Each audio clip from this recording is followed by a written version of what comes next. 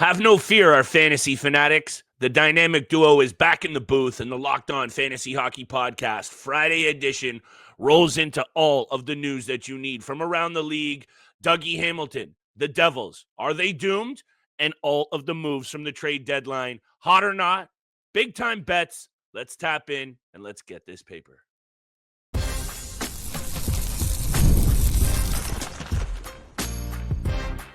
You're Locked On Fantasy Hockey, your daily podcast on fantasy hockey. Part of the Locked On Podcast Network, your team every day.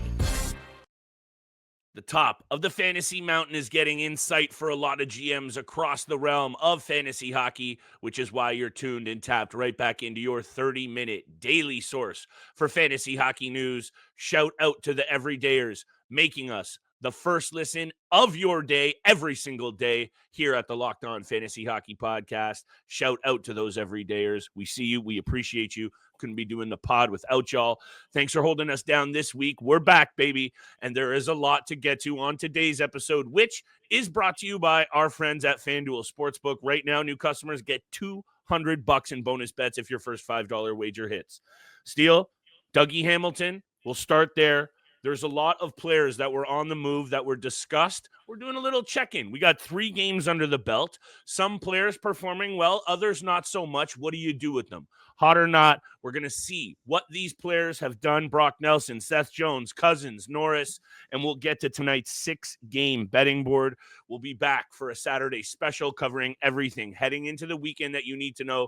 A little fantasy league check-in, perhaps, Steele. You and I going toe-to-toe this week. It's getting spicy, my friends, and we're running out of time. So we're going to continue to bring you what you need to know to dominate your leagues. Over to you, Steele. I don't know what your take is on this Dougie Hamilton Devils situation. We haven't spoken a ton about either. I'm intrigued to hear what you have to say. Over to you, as always, my friend. What are you seeing from this Devils situation? Look, the season is over for the New Jersey Devils, and the bad news just continues to roll on. First, you lose Jack Hughes for the entire regular season and playoffs. Now you lose Dougie Hamilton for the remainder of the regular season, plus the first round due to a lower body injury. It is absolutely not possible for this Devils team to go deep in the playoff round, not without their best defenseman and their best forward right now. So it's a tough task. They've been sliding. The Columbus Blue Jackets are still on their tail right now in the Metropolitan Division.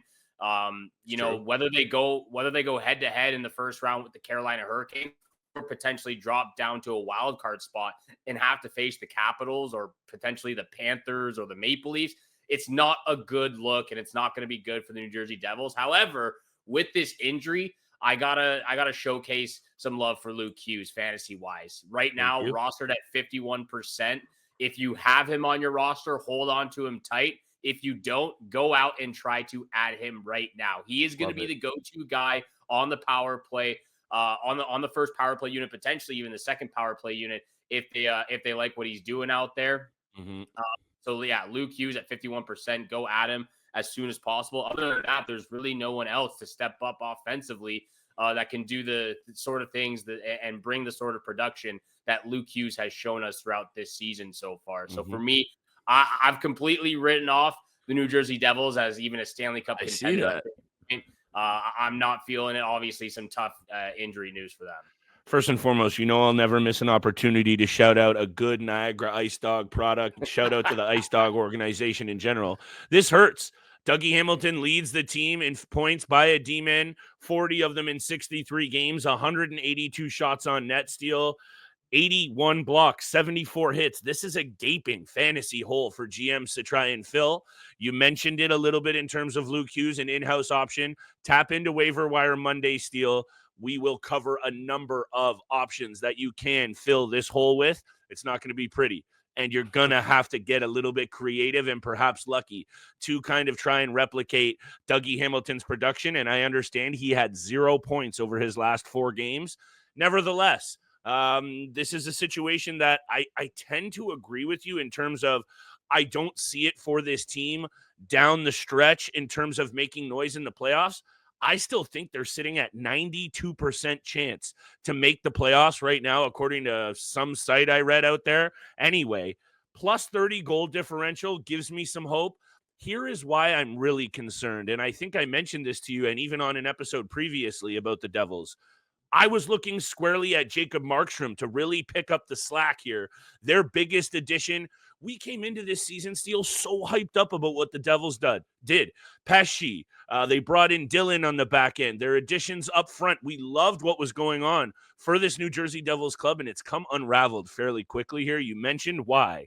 When I look at Jacob Markstrom, though, over the 4 starts since he's returned, Steele, 1-3-0 in 850 goals again, 850 save percentage.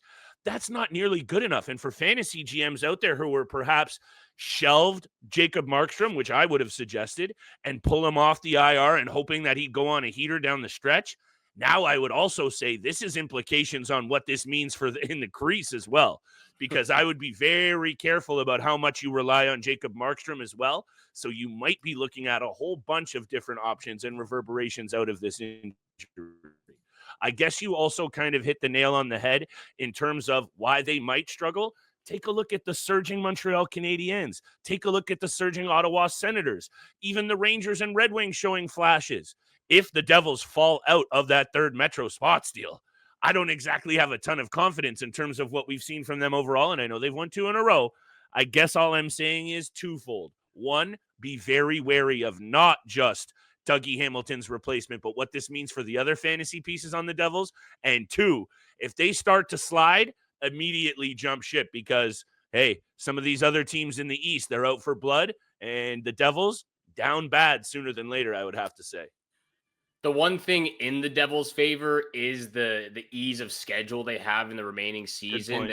They have one of the top 10 easiest schedule remaining right now. A lot of games against Detroit, Seattle, Chicago, Buffalo, those type of teams who are in the bottom of their conferences right now. So that gives them a chance to hold on to the third spot in the Metropolitan. But like you said, with all these teams this close right now, you can't afford to be slipping, especially at this point in the season. And again, going into the first round of the playoffs, it's going to be an uphill battle without Dougie Hamilton and their star Jack Hughes. The New Jersey Devils sit just outside of the top 10 in goals for this season. So when Jack Hughes and Dougie Hamilton go down, and you're already having some struggles with your goaltender, I don't think I need an abacus to put 2 and 2 together here, Steele. That could lead to things unraveling very quickly. The same will not be said for the rest of today's episode. We're going to take a look at Nelson, Jones, Cousins, Norris. What's going on with them? What to do with them, perhaps, if you are a GM that's owning these players. And 6-game NHL betting board. We got the picks ready to ride. Today's episode is brought to you by our friends at Trade Coffee. If you're like Steele and I, the mornings have to start with a good cup of Joe. Don't get tired of settling for grocery store brands that just aren't cutting it, and you can turn to Trade. Just like Steele and I, Trade is the #1 specialty coffee marketplace in the U.S., bringing you fresh coffee from over 50 of the country's top roasters. Their experts have taste-tested thousands of coffees, curating over 450 amazing roasts. Take their quiz in under a minute. They'll match you with the roast that's fresh, it smells incredible, and it tastes even better. Right now, Trade is offering an exclusive offer to our listeners, 40% off, Steele. This is a deal and a half. Your first order at drinktrade.com/lockedonnhl. That's drinktrade, TRADE.com/lockedonnhl for $40 off your first order at drinktrade.com/lockedonnhl. Today's episode is also brought to you by our friends at FanDuel. March Madness is here, and FanDuel is giving you a chance to get in on the action like never before. Right now, new customers get that $200 in bonus bets. If your first $5 hits, that's $200 in extra bucks you could be using on buzzer beaters to Cinderella stories and who's cutting down the nets. March Madness is here, baby, and Steele and I will be rolling out perhaps some of our favorite bets for this tournament as well. Easy and fast, simple to use. Visit FanDuel.com. Get in on college hoops all tournament long.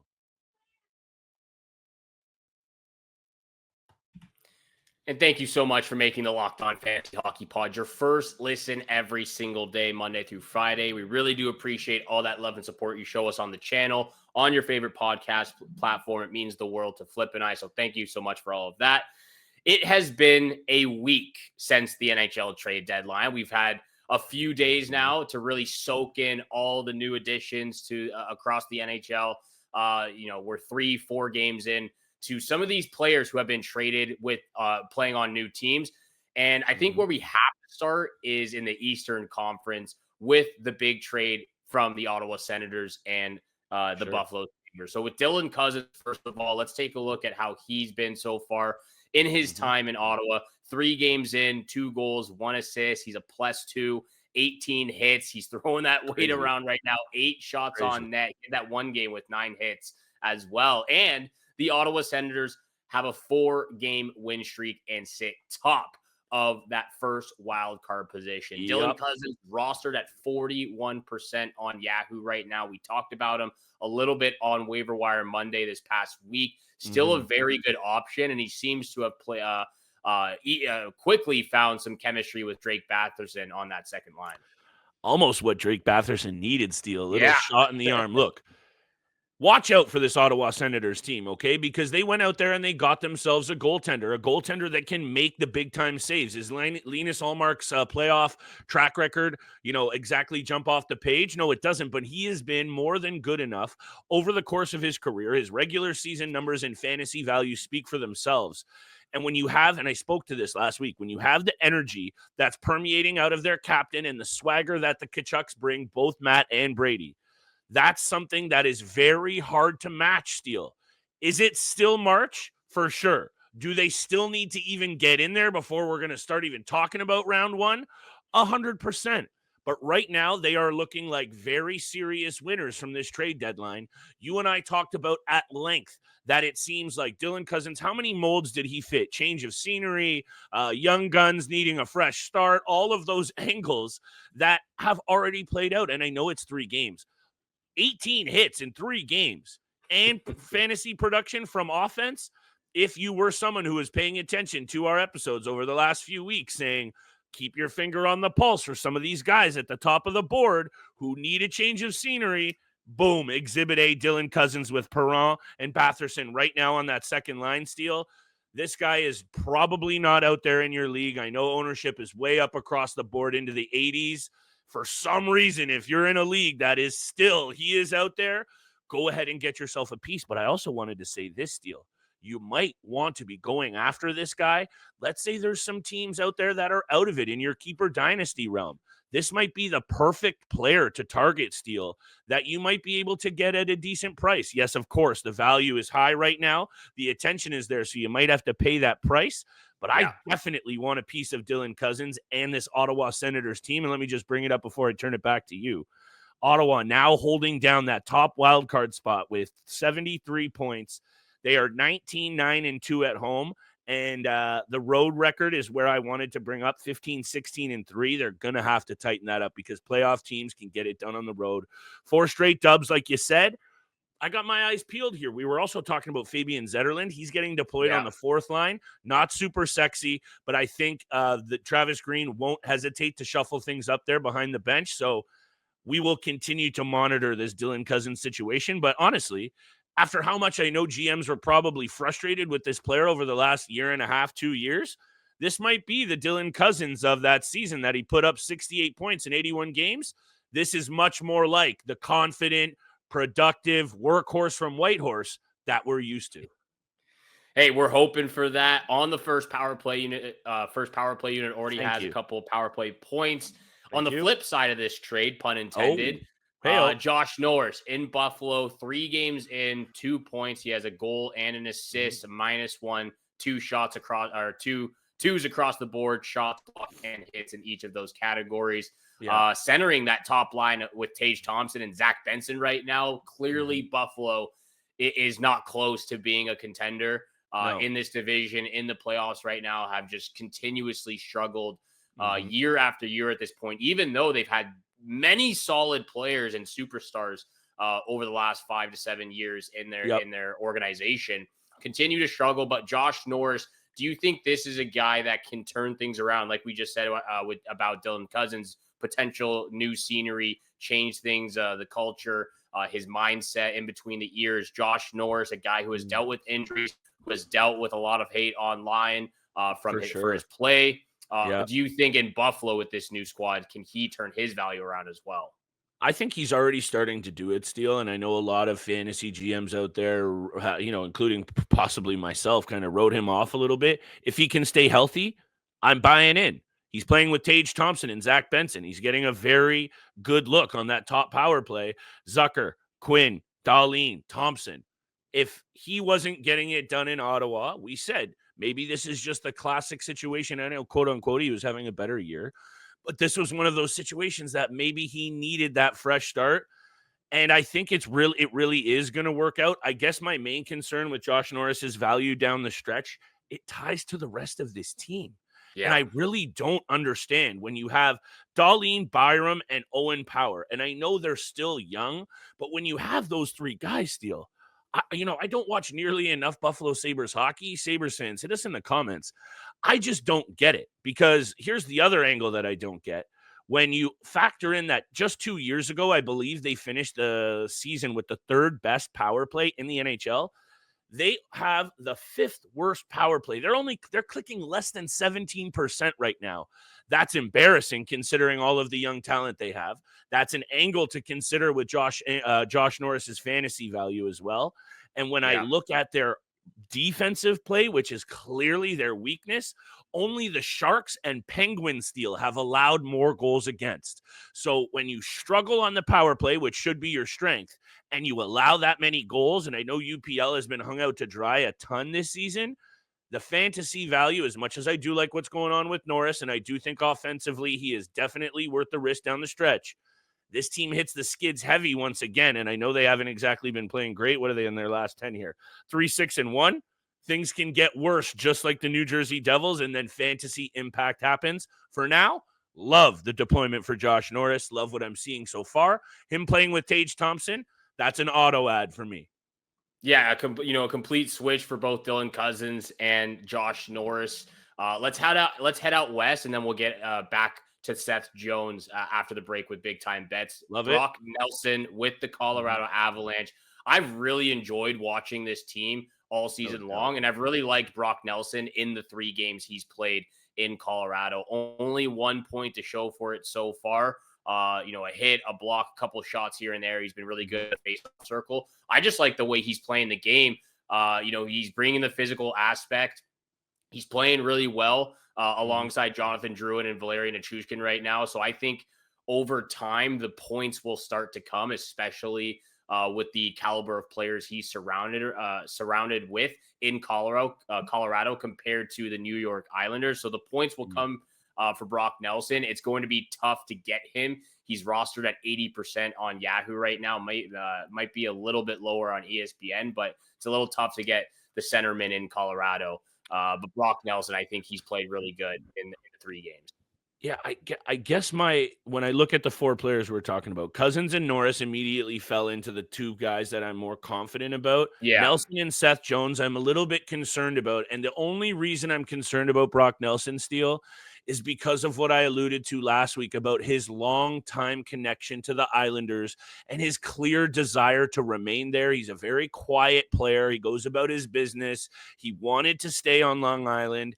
And I know great things are going on for the Colorado Avalanche right now, it seems, even though I believe over there, they're 7-2-1 over their last 10. So things are starting to really cook for them. My concern is his confidence and his comfort level.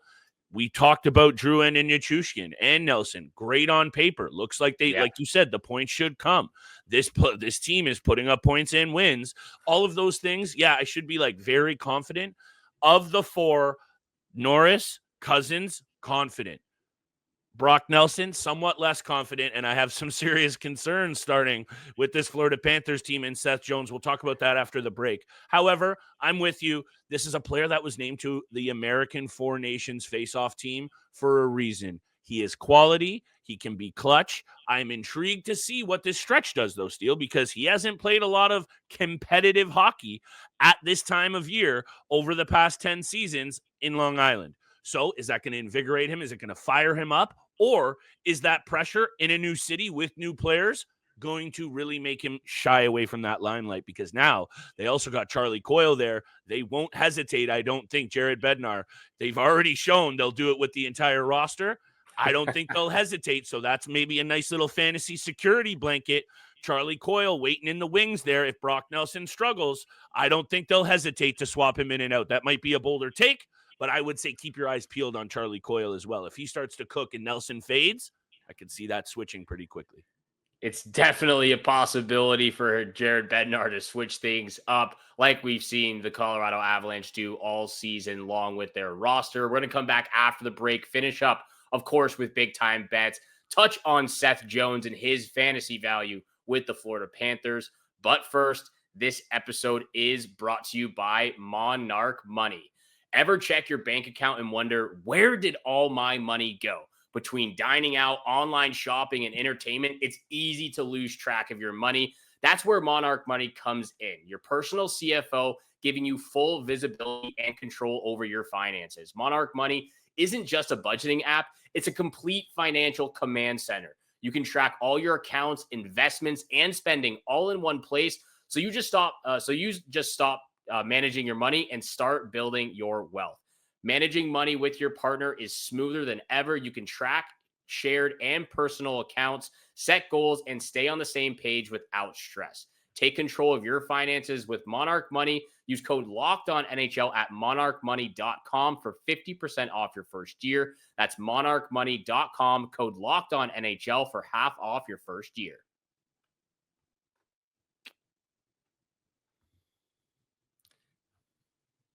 And thank you so much for making the Locked On Fantasy Hockey Pod your first listen every single day. Continue to smash that subscribe button, the follow button, leave a 5-star review. Flip and I appreciate all that love and support you show us on the channel.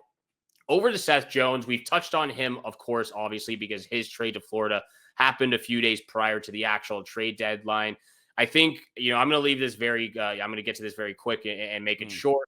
For me, with Aaron Ekblad out of the lineup, I think there's a big opportunity for Seth Jones, whoever went out there and traded for him, whoever added him off the waiver wire. I think this is a good opportunity to hold on to him being that quarterback on the first power play unit. However, I will say in the 4 games that he has played so far in Florida, I have not been quite happy with the overall production. 9 shots, 6 blocks, 5 hits. The peripherals are okay. Again, I mean, they're pretty good for 4 games, but I still think there's a lot more that Seth Jones can bring to this Florida team that we have not seen yet.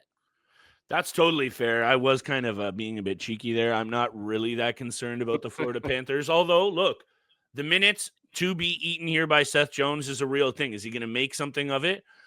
Right now, peripherally, you can count on that coverage. It would be nice if he was able to kind of step up and really contribute offensively, something that we've seen him do in his career. Playing with Gustav Forsling, I think, is the perfect kind of balance for him.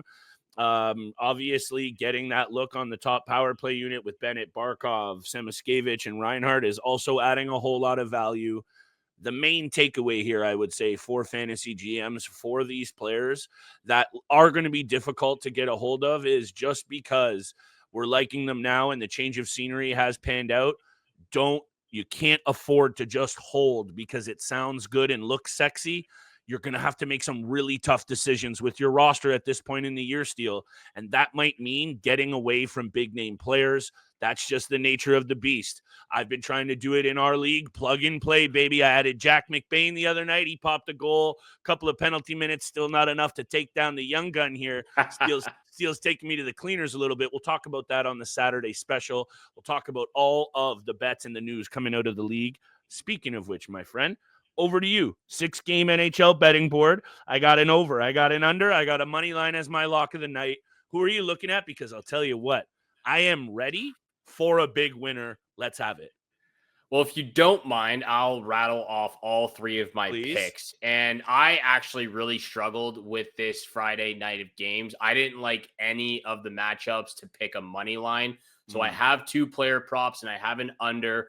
First pick, I'm going with the Jets and Stars under 6.5. I am going to tease it up to the under 6.5. 8 of the last 10 have gone under this number. You can go a little spicier at under 5.5. I just feel like there's too much talent offensively. Obviously, some really good goaltending, but I'm going to tease it up to 6.5. Take the under in that Jets and Stars game for my first pick. Second pick, Jackson Lacombe, anytime assist against the Nashville Predators. I think you're going to get a very good odd here. He has slowed down a bit in the last 5 games, only 2 points in that time. But before that, he was on a 6-game point streak with 9 points in that time. He's been very impressive. I think this is going to be a guy we talk about when we do our pre-draft analysis going into the 2025-26 season as a potential breakout defender for the Anaheim Ducks. Jackson Lacombe, anytime assist for my second pick. Lock of the night, Nathan MacKinnon, 2+ points. There he is. You rarely say this, but he was actually finally held off the score sheet in the last game against the Minnesota Wild in that 2-1 shootout loss. Okay. Before that, he was on a 6-game point streak with 15 points total in that time. He absolutely loves playing the Calgary Flames. 28 games against them, 40 points total. You have to go all the way back to 2019 to find a game against Calgary where MacKinnon didn't record at least 1 point. Impressive. 2+ points, lock of the night for Nathan MacKinnon. Hey, that one's getting added to the parlay. First and foremost, Dallas, Winnipeg, also teasing it up to 6.5. Great minds think alike. Utah and Seattle right now, Steele, for some reason is sitting at 5.5. And to me, that's a mistake. I'm jumping all over the over at this situation. Looking back at Dallas's previous 10 games, a bunch of totals going over the number. Same can be said with the Seattle Kraken, a whole bunch of crooked results. The total has gone over the number in 5 of Utah's last 5 road games, and the total has gone over the number in 5 of Seattle's last 6 home games. All I got to say is before that number creeps up, Utah, Seattle, over 5.5. The Edmonton Oilers roll into the New York Islanders after an embarrassing performance. The Edmonton Oilers are one of those teams that we talk a lot about.